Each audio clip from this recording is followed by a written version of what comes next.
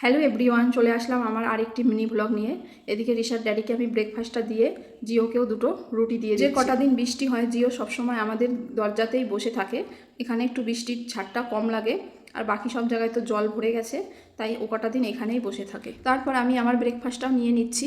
চা দিয়েই আমি সকালে ব্রেকফাস্ট করতে ভালোবাসি, সবজি থাকলেও আমার খাওয়া হয় না। আর মেয়েরাও আগেই ব্রেকফাস্ট করে নিয়েছিল। আর এদিকে এখন দেখছি মাম্মা খেলা করছে, আর ঋষা দেখছি সিম্বার জিওকে একটু ব্রেড দিচ্ছে। ওর ডগিকে খুবই ভয় লাগে, তাই জন্য ওরকম দূর থেকে ছুঁড়ে ছুঁড়ে দিচ্ছে। তারপরে আমি আমাদের সমস্ত ফটোগুলো একটু পরিষ্কার করে নিচ্ছিলাম।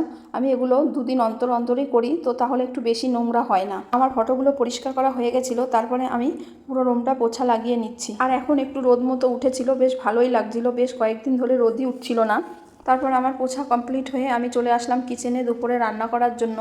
তো দেখো, আমি প্রথমে মাছগুলো পরিষ্কার করে ধুয়ে নিচ্ছি। আর আমার মাছ ধোয়া হয়ে গেছে। আর মাছ যেহেতু অনেকটা, তাই কয়েক পিস মাছ রেখে দিচ্ছি কালকের জন্য। আর আমি ভাতটা মাছ ধোয়ার আগেই বসিয়ে দিয়েছিলাম, তো আমার ভাত হয়ে গেছিলো। আর কড়াইতে এদিকে আমি তেলটাও গরম করে মাছটা মেখে ভাজতে দিয়ে দিলাম। আর আমি আজকে রান্না করব রুই মাছটা পোস্ত দিয়ে। আর একটা মাছ আছে, ওটা কি তেল ফাঁসা না কি যাই হোক কী বলে, আমি ঠিক জানি না। ওটাকে লতি দিয়ে করব। তো সেই কচু লতিটা আমি ওদিকে পরিষ্কার করে নিচ্ছি। আর আমাকে তো শাক করতেই হবে। ঋষার ড্যাডি যেই কদিন বাড়ি থাকে সে কদিন ডেলি শাক হয়। শাক খেতে খুবই পছন্দ করে, শাক না যে কোনো সবজি খেতে খুবই পছন্দ করে। তারপরে রান্না বান্না কমপ্লিট করে খাওয়া দাওয়া করে নিয়েছিলাম। ঠিক বিকেলের দিকটায় আবার নেমেছিল বৃষ্টি। তাই ফৌজিবাবু আবার বেরিয়ে পড়লো দেশ সেবার সাথে সাথে এখন বাড়ি এসে সমাজ সেবার কাজে, সেই ড্রেনটাকে কাটার জন্য।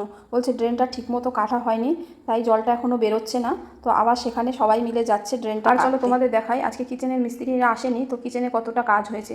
প্রায় 1 মাস হয়ে গেছে, দেখো এইটুকুনি কাজ হয়েছে।